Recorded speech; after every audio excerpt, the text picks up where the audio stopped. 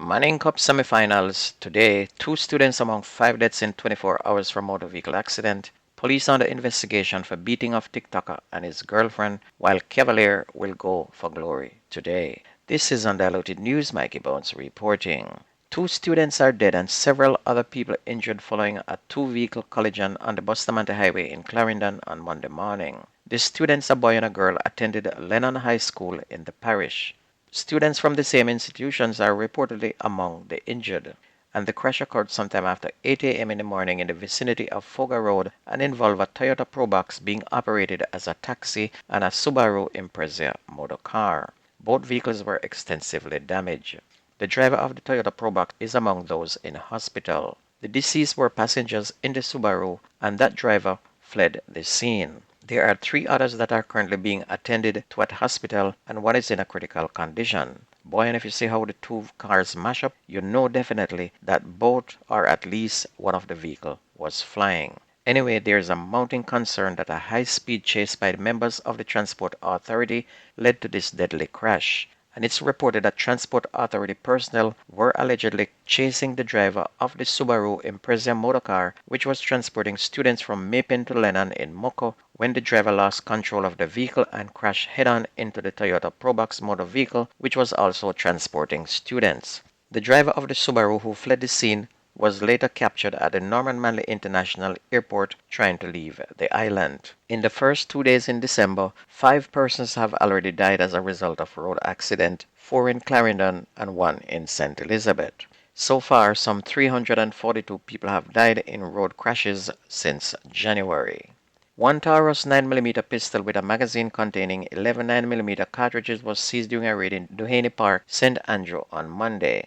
Reports from the Duhaney Park police are that about 2:30 p.m., a team of officers on operation stopped and searched a motor car, and during that search, a firearm was found in the vehicle. The Kingston Western Police are now continuing their investigation of the killing of a 12-year-old male student in downtown Kingston 2 weeks ago. A 14-year-old female student has been taken into custody in connection with that incident. Omar Colley, a first-form student at Denhamtown High School, was killed on November 19 while on his way home from school, and he was stabbed with a sharp object during an altercation with the 14-year-old along West Queen Street. Senior Superintendent Michael Phipps, head of the Kingston Western Police, said that no charges have been laid in the case so far, as the matter is still under investigation. He said investigators will be seeking guidance from the Director of Public Prosecutions whether charges are to be laid against the female student who is now in state care. The Police High Command launched an investigation into an online video showing a beating during entertainer Rebel's birthday party over the weekend, allegedly involving an off-duty police. The matter is now in the hands of the Independent Commission of Investigations, INDECOM, the Jamaica Constabulary Force announced in a statement yesterday. And the matter has since become the subject of an independent investigation by INDECOM, which is responsible for investigating allegations of police misconduct.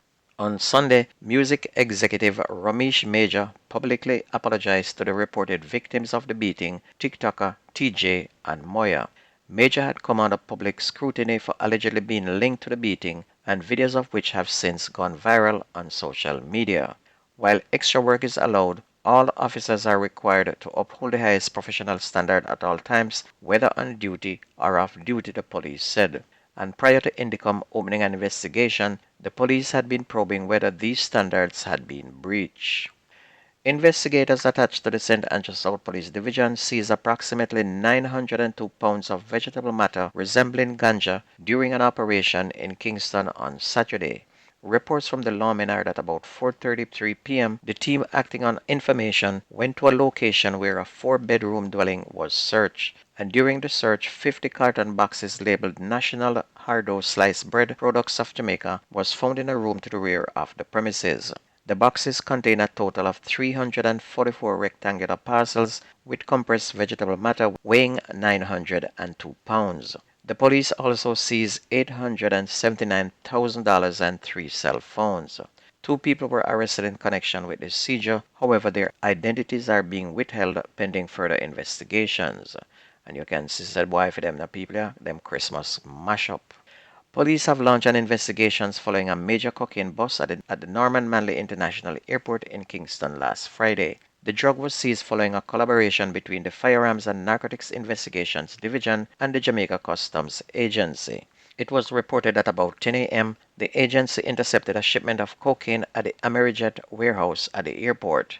Investigators determined that the seizure consists of 78 parcels weighing approximately 84.2 kilograms, which is 185.24 pounds, of a white powdery substance resembling cocaine. The cocaine was concealed in 13 boxes of 2 kilogram Maggi seasoning, which were part of a larger shipment that included wines and beer. And the shipment, which was intended for an address in Miami, Florida, was transported from the warehouse to the FNID headquarters for further investigations. No one was arrested. Onto sports, Cavaliers and Cibo will clash tonight in the return leg of the CONCACAF Club Championship in what is supposed to be an exciting affair. Cavaliers take a 1-0 lead from their first game in Jamaica, but Cibo, now playing at home, will want to reverse that beating. And game time tonight is 7 p.m. and usually we get it live on YouTube. Meanwhile, in schoolboy football in Manning Cup action, Jamaica College will face St. Catherine at 3:30 p.m., while Kingston College will clash with last year's finalist Hydel at 6 p.m. in the semi-final of the Manning Cup at the National Stadium this afternoon. The Davian Ferguson coach JC entered today's match after their 3-1 defeat to Glenmore in the Champions Cup final on Saturday, which was their first loss of the season. And despite that setback, JC remains confident as they bring an unbeaten record in the Manning Cup competition in today's game. When both teams met in the quarterfinals this season, that game ended in a 1-all draw. Kingston College meantime will head into the other game confident from finishing second in Group A of the quarterfinals with 2 wins and 1 draw in 3 matches. And their loss came against JC in a 3-0 defeat. Hydel had topped Group B in the quarterfinals with 5 points, recording 1 win and 2 draws in their 3 matches. And may the best team win today. And if you missed the news on this radio station, please go to YouTube, type in Jamerican Undiluted News, listen, like, share, and subscribe. That's news and sports on your favorite radio station. My name is Mikey Bones. I gone.